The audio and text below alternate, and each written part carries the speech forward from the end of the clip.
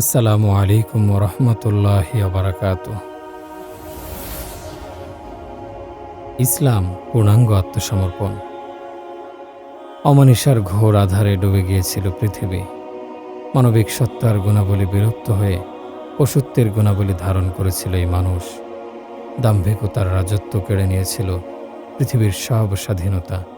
প্রবৃত্তির উপাসনায় মত্ত মানবজাতি। বাহ্যিক আনুগত্যের জন্য নির্বাচন করা হয়েছিল নিষ্প্রাণ মাটি, সূর্য আর তারকাদের। অপকর্মের চাপে সুখ আর প্রশান্তি নামক অনুভূতি তলিয়ে গিয়েছিল প্রবৃত্তির গহ্বরে। পৃথিবীর এই অবস্থা দেখে মহান করুণাময় স্রষ্টা নিজ সৃষ্টির প্রতি দয়া প্রদর্শন করতে চাইলেন। শেষবারের মতো পৃথিবীকে শান্তিময় করে তুলতে চাইলেন। পৃথিবীকে দিলেন আকাশ আর জমিনের শ্রেষ্ঠ উপহার। আগমন ঘটল মুহাম্মদুর রাসূলুল্লাহ সাল্লাল্লাহু আলাইহি ওয়াসাল্লামের। তার মাধ্যমে মানবিক গুণাবলী পুনরায় ফিরিয়ে দেয়া হলো। এরপর পাঠানো হলো চূড়ান্ত আসমানি বার্তা। স্রষ্টার পক্ষ হতে সৃষ্টিকে জানিয়ে দেয়া হলো মানুষ হয়ে জীবন কাটানোর সর্বোত্তম পন্থা। জানিয়ে দেয়া হলো সৃষ্টিকুল সজ্জিত করার মূল উদ্দেশ্য, আর প্রত্যাবর্তনের ব্যাপারে সতর্ক করে দেয়া হলো। বলা হলো অনন্তকালের শাস্তি থেকে বাঁচার প্রস্তুতি নিতে পৃথিবীর শুরু থেকে একটু একটু করে প্রেরিত নির্দেশনাকে দেয়া হলো পূর্ণতা। আর মানুষের একমাত্র পথ, একমাত্র উদ্দেশ্য, একমাত্র সফলতা হিসাবে নির্ধারণ করা হলো ইসলাম। এরপর নিমিষেই অমানিসার ঘোর কেটে গিয়ে মুক্তি পেল পৃথিবী। চন্দ্র আর সূর্যের চাইতে অধিক উজ্জ্বল কিরণ পৃথিবীর বুকেই জ্বলজ্বল করতে লাগলো। মানুষ আবারও মানুষ হয়ে উঠল, কিন্তু এবার মানুষ পৌঁছে গেল তার মানবিক চরিত্রের চূড়ায়। ফেরেশতা আর মানুষের মধ্যকার দূরত্ব ঘুচে গেল। আসমানের সাথে জমিনের সৃষ্টিকুলের তৈরি হলো বন্ধুত্ব। সব অহংকার ধূলিসাৎ হয়ে পশু আর মানুষ ফিরে পেল স্বাধীনতা। সুখ আর প্রশান্তির বৃষ্টিতে প্লাবিত হয়ে গেল পৃথিবী। আর এই নতুন প্রশান্তিময় পৃথিবীর একমাত্র কারণ ইসলাম। যে পথ, যে মত, যে উদ্দেশ্য মানুষকে নতুন করে বাঁচতে শিখিয়েছে। স্রষ্টার সাথে সম্পর্ক এবং তার নৈকট্য লাভের একমাত্র পন্থা। পৃথিবীর প্রকৃত সৃষ্টিকর্তা মহান আল্লাহর সন্তুষ্টির একমাত্র পথ। মানুষের জন্য নির্ধারিত একমাত্র উদ্দেশ্য, সকল অপূর্ণতার পূর্ণতা, সব আধারের বিপরীতে একমাত্র প্রদীপ্ত সূর্য ইসলাম। ইসলামের পূর্ণতার প্রায় ১৫০০ বছর পরের পৃথিবীতে জন্ম হয়েছে তোমার আর আমার। একই উদ্দেশ্য পূরণের স্বার্থে পাঠানো হয়েছে তোমাকেও। তুমি মূলত নিজের কেউ নও। তোমার ওপর তোমার কোনো অধিকার নেই। তুমি তো একটা নিমিত্ত, স্রষ্টার নির্দিষ্ট উদ্দেশ্য পূরণের ক্ষুদ্র এক উপকরণ। আমাদের এই একবিংশ শতাব্দীতে পৃথিবী আবারও সেই আগের নিকৃষ্ট অবস্থায় ফিরে গেছে। আগেকার সীমিত উপায় উপকরণে মানুষ পৃথিবীকে যতটা অপবিত্র করেছিল, তাতেই মহান স্রষ্টা অসন্তুষ্ট হয়ে তাদের মাটির সাথে মিশিয়ে দিয়েছেন। আর আজকের সীমাহীন উপকরণে প্রযুক্তি, ইন্টারনেট, কৃত্রিম বুদ্ধিমত্তা, পৃথিবীর প্রতিটা কোণে প্রতিষ্ঠা করা হয়েছে অপবিত্রতা। তবুও মানুষের স্বস্তি হয়নি। অবাধ্যতা আর অহংকারের আরও চূড়ান্ত স্তরের খোঁজে মানুষ গবেষণা চালাচ্ছে। কিভাবে পৃথিবীকে আরও বেশি অপবিত্র করা যায়, সেই পরিকল্পনা সাজানো হচ্ছে। এসবের উদ্দেশ্য একটাই, সৃষ্টিকে স্রষ্টা হতে আরও দূরে নিয়ে যাওয়া। মানুষ জেনে বুঝে অন্য আরেকটা মানুষের দুর্বল মস্তিষ্কজাত চিন্তা গ্রহণ করে নিজের শ্রেষ্ঠ জীবনকে অর্থহীন সাব্যস্ত করছে। নিজ ইচ্ছা পূরণকেই বানিয়ে নিচ্ছে জীবনের উদ্দেশ্য। স্রষ্টার নির্দেশনা ভুলে গিয়ে মানুষ আবারও মানুষ হতে ভুলে গেছে। নিজেকে বিবর্তিত উন্নত পশু প্রমাণে হাজার হাজার রিসার্চ করছে। পশু সত্তাকে আমাদের মৌলিক সত্তা ধরে নিয়ে তার প্রয়োজন মেটানোকে জীবনের সফলতা মনে করছে। নিত্য নতুন উপভোগের অবৈধ উত্তেজনা জাস্টিফাই করতে এই পন্থা সেই পন্থাকে জীবন ব্যবস্থা হিসেবে নিয়েছে। মানুষ আবারও এলোমেলো হয়ে পড়েছে। এবারও মানুষের স্বাধীনতা হরণ করা হয়েছে।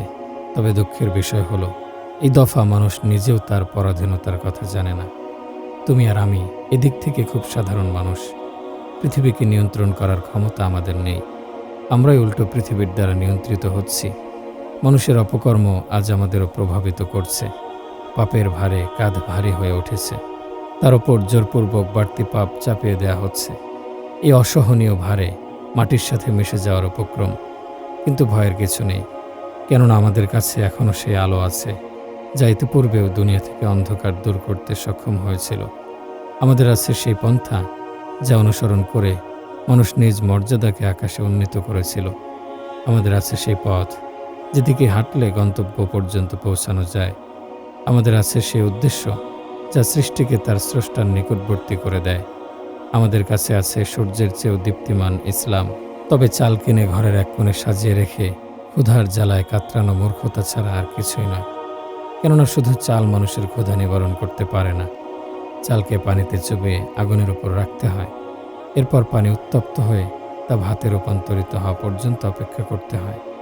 তারপরেই এর থেকে উপকৃত হওয়া যায়।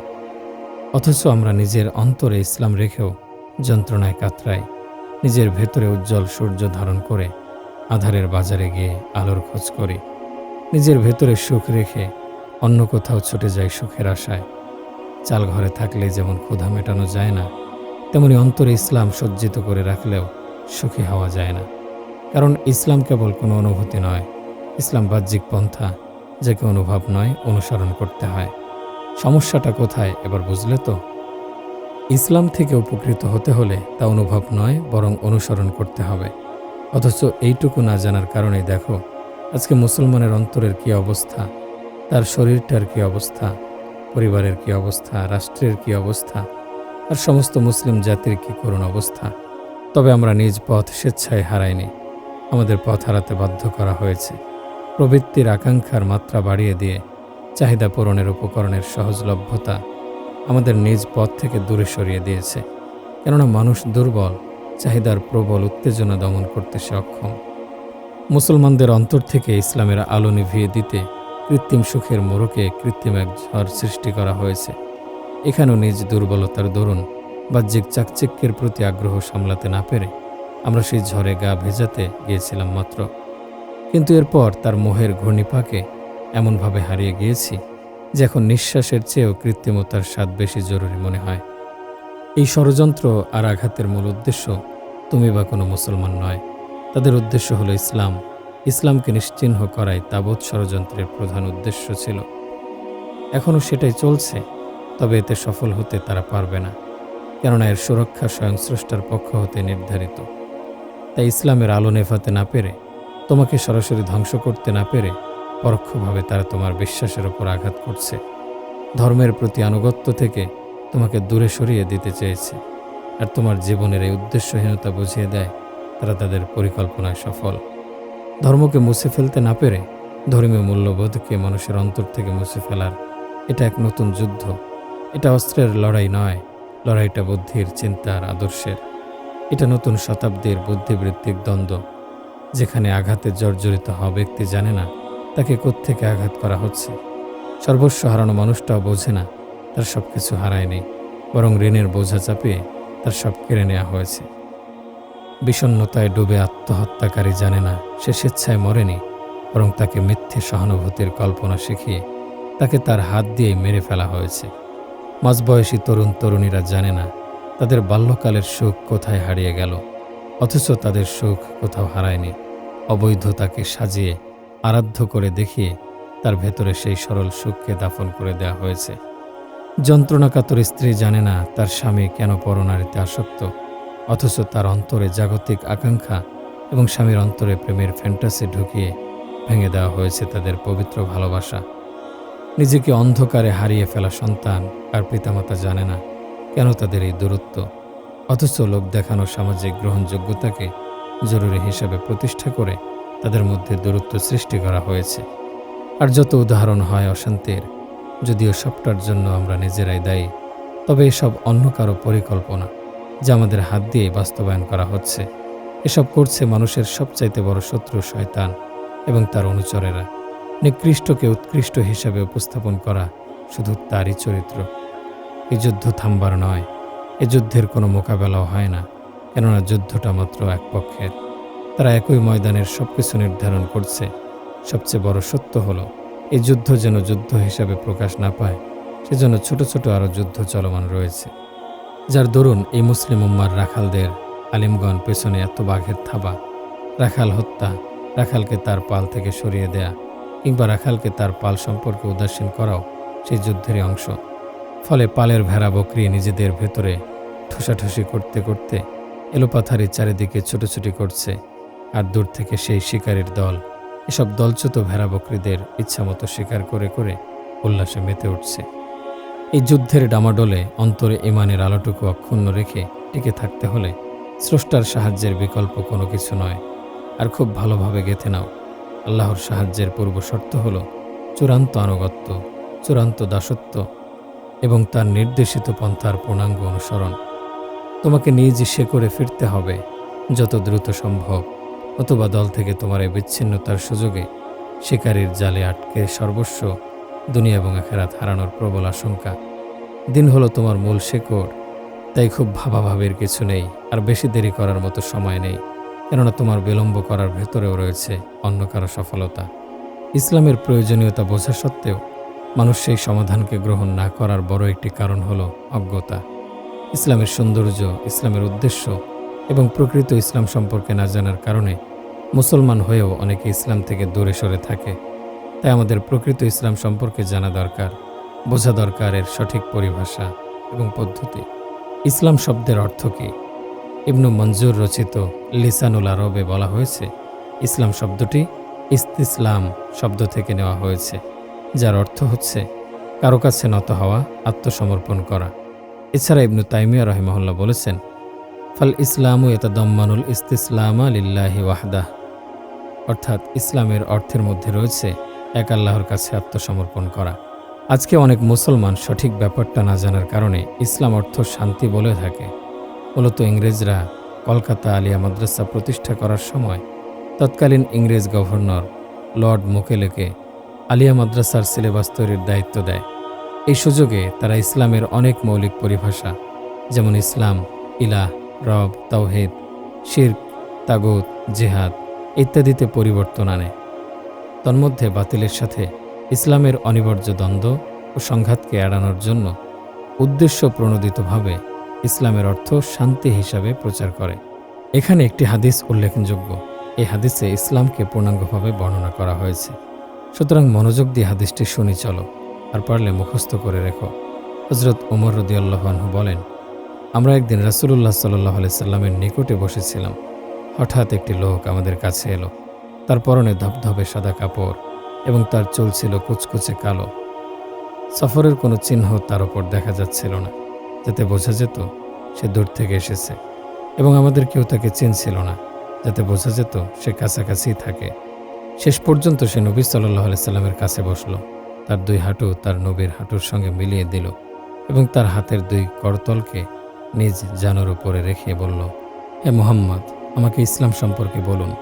সুতরাং রাসূলুল্লাহ সাল্লাল্লাহু আলাইহি সাল্লাম বললেন, ইসলাম হলো এই যে তুমি সাক্ষ্য দেবে আল্লাহ ছাড়া কোনো সত্য উপাস্য নেই, আর মুহাম্মদ আল্লাহর রাসূল, সালাত প্রতিষ্ঠা করবে, যাকাত প্রদান করবে, রমজানের রোজা রাখবে এবং কাবা ঘরের হজ করবে, যদি সেখানে যাওয়ার সঙ্গতি রাখো। সে বলল, আপনি ঠিকই বলেছেন। সে আবার বলল, আপনি আমাকে ঈমান সম্পর্কে বলুন। তিনি বললেন, তুমি আল্লাহর প্রতি, তার ফেরেশতাগণ, তার কিতাবসমূহ, তার রাসূলগণ, পরকাল ও ভাগ্যের ভালো মন্দের প্রতি বিশ্বাস রাখবে। সে বলল, আপনি যথার্থ বলেছেন। এরপর সে বলল, হে আল্লাহর রাসূল, ইহসান কি? তিনি বললেন, তুমি এমনভাবে আল্লাহকে ভয় করো যেন তুমি তাকে দেখছ, আর যদি তুমি তাকে না দেখো তাহলে তিনি তোমাকে দেখছেন বলে অনুভব করো। সে বলল, আপনি সত্যই বলেছেন। এরপর লোকটি চলে গেল। তখন তিনি সাহাবাদের বললেন, তোমরা লোকটিকে আমার কাছে ফিরিয়ে আনো।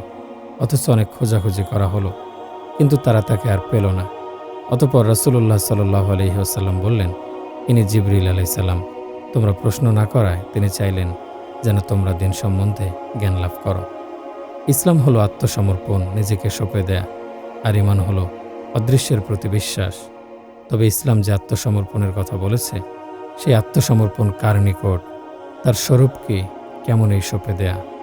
আমরা জানি আত্মসমর্পণ হলো কারো কাছে বশ্যতা স্বীকার করা বা নিজেকে অন্য কারো নিকট পুরোপুরি সঁপে দেয়া। তুমি কার কাছে নিজেকে সমর্পণ করবে একজন মুসলমান হিসেবে, সে বিষয়ে তোমার স্পষ্ট ধারণা থাকা উচিত। যখন কোনো বিধর্মী ইসলাম গ্রহণ করে তাকে কি বলতে হয় বলো তো? আশহাদু আল্লা ইলাহা ইল্লাল্লাহু ওয়াহদাহু লা শারীকা লাহু ওয়া আশহাদু আন্না মুহাম্মাদান আবদুহু ওয়া রাসূলুহু। কালিমা শাহাদাতের মাধ্যমে সে বলে, আমি সাক্ষ্য দিচ্ছি যে আল্লাহ ছাড়া আর কোনো ইলাহ নেই এবং মুহাম্মদ রাসূলুল্লাহ সাল্লাল্লাহু আলাইহি সাল্লাম আল্লাহর প্রেরিত বান্দা এবং রাসূল। এই কালিমা বুঝিয়ে দেয় ইসলামের আত্মসমর্পণ হলো আল্লাহ এবং তার রাসূলের জন্য। এই যুগের অনেক মুসলমান অন্যদের সন্তুষ্টির জন্য ইসলাম অনুসরণ করে, ফলে তারা এমনভাবে ইসলামকে প্রদর্শন করে যা অন্যদের খুশি করবে। এ কারণে ইসলাম শুনলে লোকেরা শান্তির কথা বলতে চায়, যেখানে কাউকে আঘাত বা প্রতিঘাত করা হবে না, সব কিছু সহ্য করা হবে। অথচ ইসলামের প্রকৃত অর্থ শান্তি নয়। ইসলাম হলো একটা বিশ্বাস যা আত্মসমর্পণের উপর ভিত্তি করে গড়ে ওঠে। আত্মসমর্পণের ধাপগুলো হলো, মানুষ যখন তার সমস্ত জ্ঞান বুদ্ধি বিবেকের মাধ্যমে বুঝতে সক্ষম হবে যে এই মহাজগতের একজন সৃষ্টিকর্তা আছেন, তখন তার পরবর্তী কাজ হলো সেই সৃষ্টিকর্তা বা মহান আল্লাহর নিকট নিজেকে পুরোপুরি সমর্পণ করে দেবে। সমর্পণ করার কায়দা কানুন হলো স্রষ্টার পাঠানো বার্তাবাহক বা নবী রাসূলগণকেও স্বীকার করে নেবে এবং অনুসরণ করবে। আমরা জানলাম ইসলাম হলো আল্লাহর নিকট আত্মসমর্পণ। এখন স্বাভাবিকভাবে যে প্রশ্নটি অন্তরে জাগ্রত হয় তা হলো, কে আল্লাহ, আর তার কাছে কেন আমার নিজেকে সমর্পণ করতে হবে? তিনি হচ্ছেন আল্লাহ সুবহানাহু ওয়া তাআলা, সাত আসমান আর জমিনের একমাত্র অধিপতি, একক বাদশাহ। তার সবচাইতে বড় পরিচয় হলো তিনি তোমার খালিক বা সৃষ্টিকর্তা। তুমি সহ দৃশ্যমান এবং অদৃশ্য সব তারই সৃষ্টি। তিনি সেই মহান ক্ষমতাশালী সত্তা যার ইশারায় ও করুণায় সৃষ্টিকুল পরিচালিত হয়। তিনি সব কিছু জানেন, সব কিছু শোনেন, সবচাইতে অধিক ক্ষমতাবান, মহাজ্ঞানী, মহাপবিত্র প্রতিপালক, যার থেকে কোনো কিছুই পালাতে সক্ষম নয়। সব কিছু তারই অধীন। তিনি খান না, ঘুমান না, তার কখনো সামান্যতম ক্লান্তিবোধ হয় না।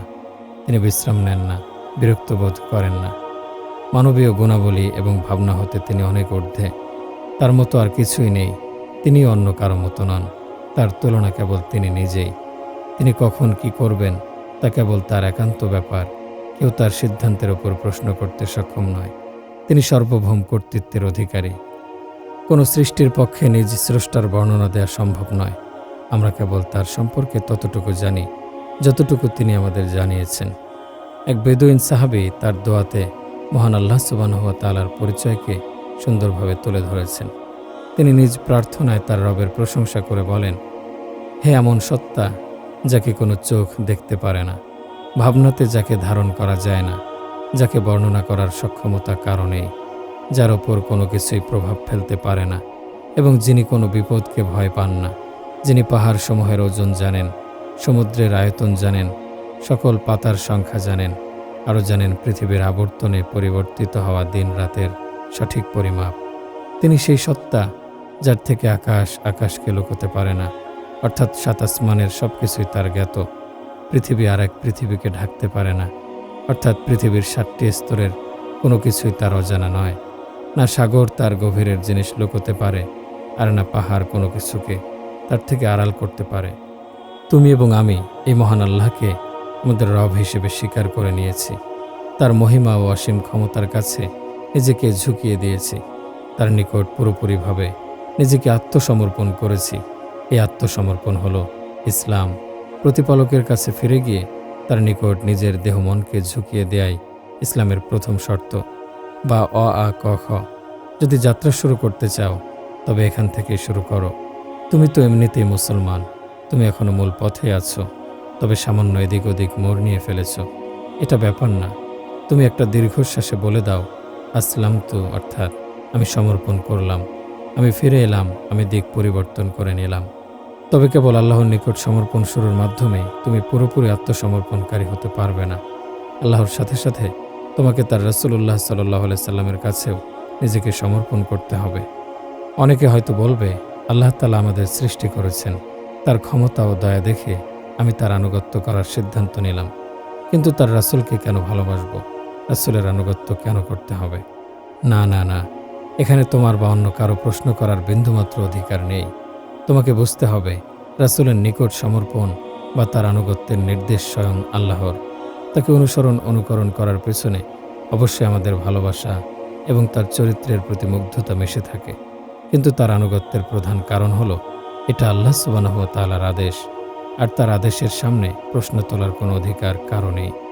তুমি যেহেতু ইতিমধ্যে তার নিকট আত্মসমর্পণ করে ফেলেছ, সুতরাং এখন তার সকল আদেশ নির্দ্বিধায় মান্য করা তোমার জন্য অপরিহার্য। আরেকটা বিষয় তোমার জেনে রাখা প্রয়োজন, তুমি আল্লাহ এবং তার রাসূলের নিকট নিজেকে কতটুকু সমর্পণ করবে। আত্মসমর্পণের কোনো পরিমাপ হয় না, কিন্তু তবুও অনেকেই সমর্পণকে বিভক্ত করে ফেলেছে। কিছু ক্ষেত্রে করছে, কিছু ক্ষেত্রে করছে না, যার ফলে আজকের সমাজে আমরা মিশ্রিত ইসলাম দেখছি, যেখানে লোকেরা ইসলামের কিছু অংশের সাথে নিজের ইচ্ছাকে মিলিয়ে নিজস্ব আলাদা আদর্শ বানিয়ে নিয়েছে। আইন, রাষ্ট্র, অর্থনীতি, নিজস্ব স্বার্থ আর সুবিধা অনুসারে তারা ইসলাম অনুসরণ করছে। সুতরাং তোমার জানা দরকার, ইসলামের সাথে নিজস্ব ইচ্ছাকে মিশ্রিত করার অধিকার কারো আছে কিনা। এর উত্তর হলো না, কোনোভাবেই কারো জন্য ইসলামের সাথে নিজ ইচ্ছা সংযুক্ত করার অনুমতি বা অধিকার নেই।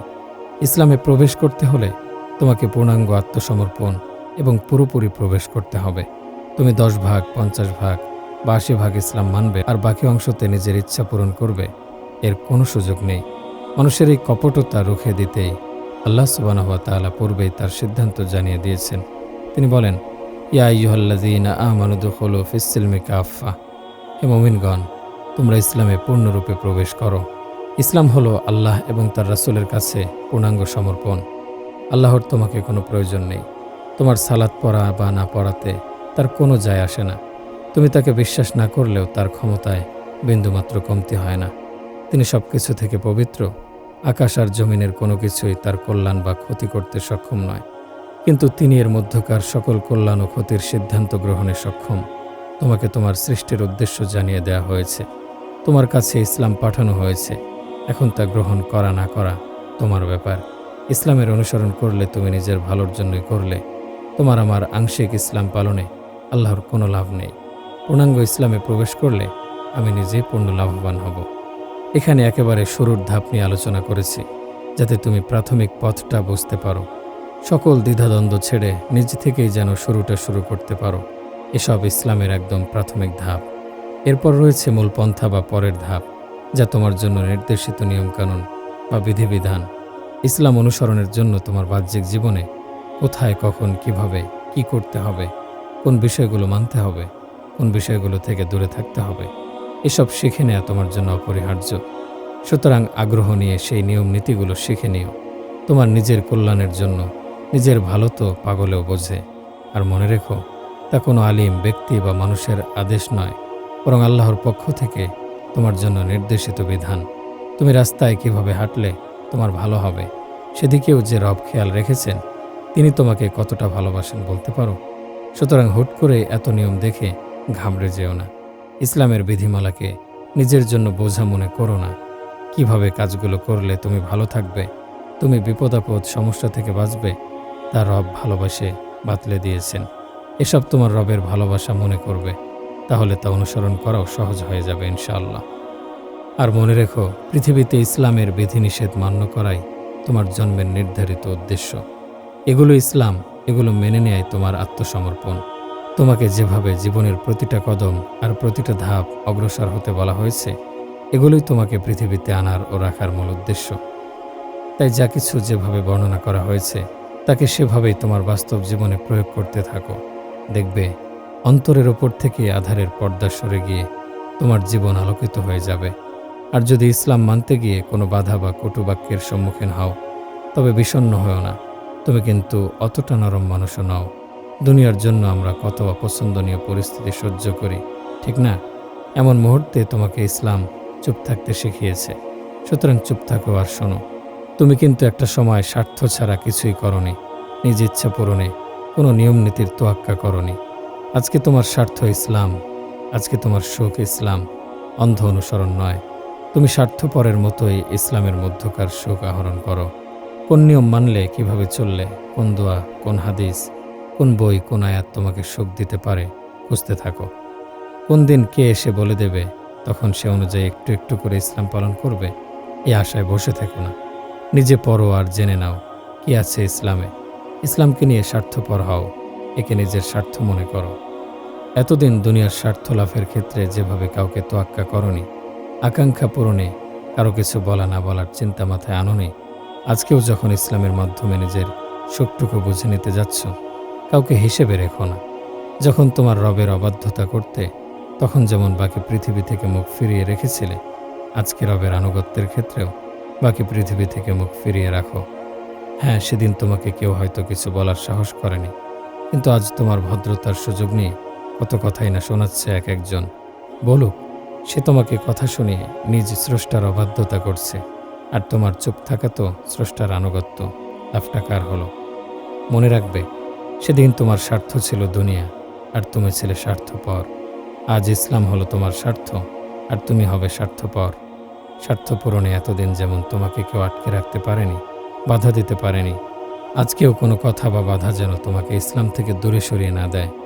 তোমার স্বার্থ লাভে কেউ যেন তোমাকে দমিয়ে রাখতে না পারে।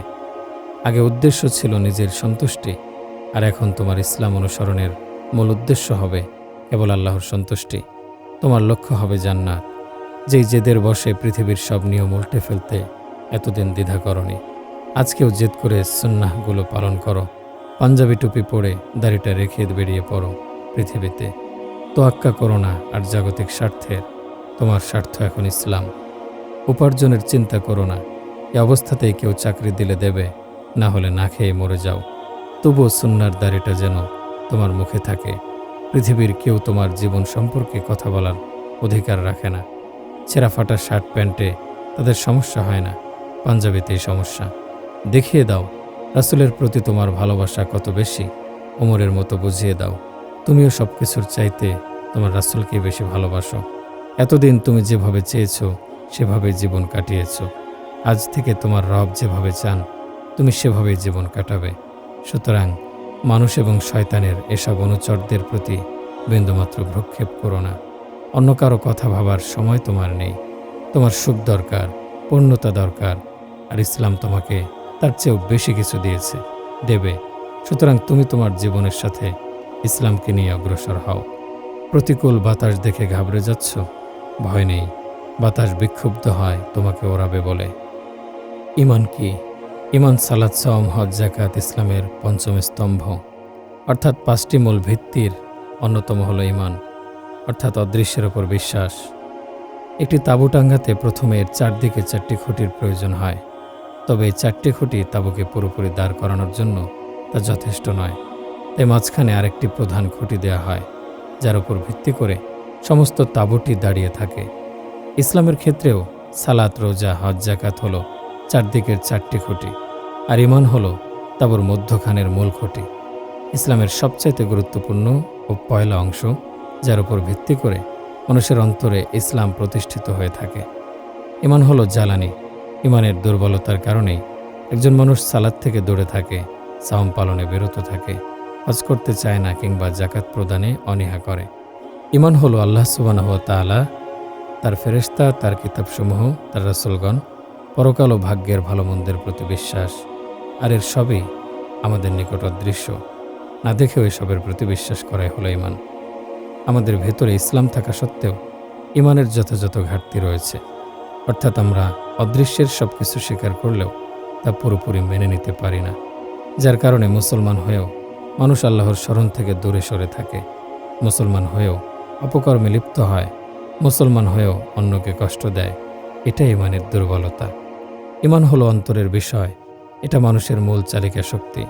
তোমার দুঃখ, কষ্ট, হাসি, কান্নার প্রকৃত নিয়ন্ত্রক, তোমার অন্তরের মধ্যকার উত্থান পতনের মূল কারণ হলো ঈমান। যদি তোমার ভেতরে ঈমান থাকে, তবে এটা তোমাকে সুখের কাছাকাছি রাখবে। তুমি সর্বদা থাকবে সন্তুষ্ট, প্রশান্ত, পরিতৃপ্ত। ঈমান তোমার আত্মবিশ্বাস যোগাবে। যন্ত্রণার সময় তোমার ঈমান তোমাকে আস্থা, ধৈর্য, সহ্য ক্ষমতার যোগান দেবে। কিন্তু দুঃখের বিষয় হলো, পাপের প্রভাবে অন্তর থেকে ঈমান হারিয়ে যায়, আর সেই মুহূর্তে অন্তরের শূন্যস্থান দখল করে নেয় প্রবৃত্তি। তোমার এই ঈমানের অভাবের সুযোগ নিয়ে সে তোমাকে আরও বেশি অপকর্মের মাঝে ডুবিয়ে দেয়। ফলে অবশিষ্ট ঈমান হারিয়ে তুমি পুরোপুরি শূন্য হয়ে যাও। এর বাস্তব উদাহরণ দেখো। জুমার সালাত শেষে দেখবে তোমার অন্তরের অবস্থা কেমন হয়। অন্তরে কেমন একটা স্বস্তি অনুভব করো, তাই না? কিন্তু যখনই তুমি মসজিদ থেকে বের হয়ে অসৎ আর অপদার্থ সঙ্গীদের নিকট যাও, মোবাইলের নেট চালু করে অনর্থক ভিডিও দেখতে শুরু করো, তখন ভেতরের সে অনুভূতিটা আর থাকে না। এভাবে একটার পর একটা অশ্লীল ভিডিও, পোস্ট বা ছবি তোমার অন্তরে প্রবেশ করা ঈমানটুকু কেড়ে নিয়ে তোমাকে পুরোপুরি শূন্য করে দেয়। ফলে তুমি বাহ্যিক জীবনে কখন কি করতে হবে তা আর বুঝতে পারো না। কোনো কিছুতে তোমার মন বসতে চায় না, আত্মবিশ্বাস খুঁজে পাও না। দিন শেষে সারাদিনের পাপের প্রভাবে তোমার অন্তর ভারী হয়ে ওঠে। শারীরিক সুস্থতা সত্ত্বেও কেমন ক্লান্ত হয়ে পড়ো। কোনো প্রকার কষ্টের কারণ ছাড়াই তোমার অন্তর মরে যেতে চায়। জাগতিক সব সুখ তোমার কাছে থাকা সত্ত্বেও তুমি একটা অভাববোধ নিয়ে ঘুমাতে যাও।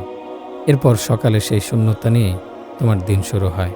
ফলে কি খারাপ কি ভালো, কোনটা সঠিক কোনটা মন্দ, এসব আর তুমি দেখতে যাও না। জুমার দিন ছাড়া মসজিদের প্রতি তোমার অতটা আগ্রহ থাকে না।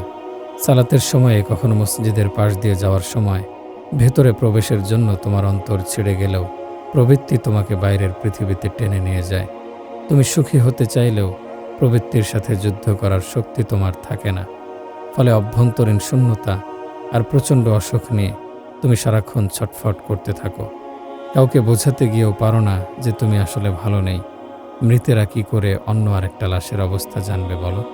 তোমাকে তো জীবন্ত মানুষের কাছে যেতে হবে, যে তোমাকে এই অবস্থা থেকে বের করে আনতে পারবে। তবে এসবের কারণ কিন্তু একটাই, তোমার অন্তরে ইমানের অভাব, ইমানের দুর্বলতা। আজকে ইমানের গুরুত্ব না বোঝার কারণেই বাহ্যিক জীবনে ইসলামের রীতিনীতি অনুসরণ করার পরেও অন্তরের দিক থেকে আমরা নিজেকে পূর্ণতা দিতে পারছি না। তাই ইমানের ক্ষেত্রেও একটু গুরুত্ব দাও। আজকের পৃথিবীতে কেবল দৃশ্যমান বিষয়গুলোকেই বিশ্বাস করা হয়। অদেখা অস্পর্শনীয় বিষয়ের প্রতি বিশ্বাসের মানসিকতা এই আধুনিক সমাজে আদিম যুগের চিন্তাধারা হিসেবে বিবেচিত। তবে একজন মানুষকে মুসলমান হতে হলে তার উপর অদৃশ্যের প্রতি বিশ্বাস করা অপরিহার্য। কেননা আল্লাহ সুবহানাহু ওয়া তাআলা প্রকৃত সফলকাম মানুষদের ব্যাপারে বলেছেন, আল্লাযীনা ইউমিনুনা বিল গায়ব, যারা অদৃশ্যের প্রতি ঈমান আনে। সফল হতে চাইলে ঈমানের বিকল্প কিছু নেই। সাধারণভাবে থার্মোমিটারের পারদের মতোই মানুষের অন্তরেও ঈমানের স্তর ওঠানামা করতে থাকে। কারণ মানুষের বাহ্যিক অবস্থা সর্বদা একরকম থাকে না। একজন মানুষ হয়তো মসজিদে ঈমানের আলোচনা শোনে, কিন্তু বাইরে এসে দুনিয়ার ফিতনায় জড়িয়ে পড়ে। বাড়িতে তার অবস্থা একরকম, কর্মক্ষেত্রে আরেক রকম, বন্ধুদের সাথে একরকম, একাকিত্বের সময় আরেক রকম। মানুষ যেহেতু একই অবস্থায় স্থায়ীভাবে থাকে না, তাই পরিবেশ, মানুষ, পাপ কিংবা উত্তম কর্মের প্রভাবে তার ঈমান সর্বদা ওঠানামার মধ্যে থাকে। ঈমানের স্তর কখন কেমন আছে তা বোঝার উপায় হলো অন্তরের পূর্ণতা যাচাই করা। কেননা ঈমান মানুষের অন্তরে পূর্ণতা দেয়। তোমার যদি কখনো নিজেকে অধিক পরিমাণে একলা মনে হয় বা কোনো কিছুই ভালো না লাগে, তবে বুঝবে অন্তরে ঈমানের স্তর নিম্নে অবস্থান করছে। তখন আর কোনো কিছুতে মন বসে না। এর অর্থ তোমার ঈমান দুর্বল হয়ে গেছে। আর যখন দেখবে পৃথিবীর সকল দুঃখ, যন্ত্রণা, বিপদের মুহূর্ত কিংবা চরম অসহায়ত্বের পরেও তোমার অন্তরে মনে হবে ভালোই তো আছি, অন্তরে কোনোরূপ যন্ত্রণা বা ব্যথা অনুভব হলেও তা বেশিক্ষণ স্থায়ী হবে না। সব হারিয়ে ফেলা সত্ত্বেও তুমি শান্ত থাকবে, এটাই তোমার ঈমান। তবে ঈমানের স্তর নিম্নে থাকার অর্থ এই নয় যে তুমি আল্লাহকে বিশ্বাস করো না। অনেকে এই বিষয়টি নিয়ে ভুল ধারণা পোষণ করে।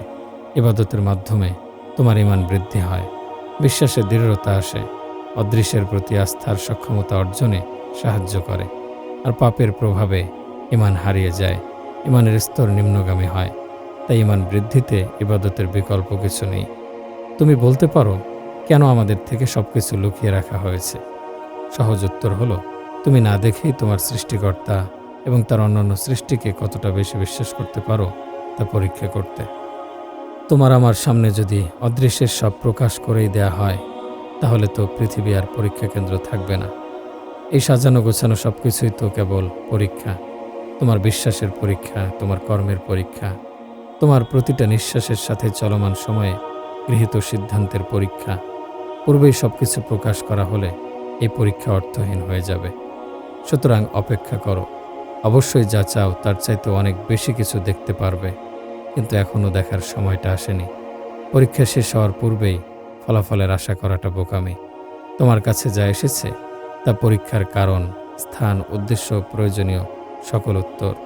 সবার পরীক্ষা শেষ হওয়া ছাড়া কারোর জন্যই আলাদাভাবে ফলাফল প্রকাশ করা হবে না। ফলাফলের জন্য একটা নির্দিষ্ট দিন নির্ধারণ করা হয়েছে।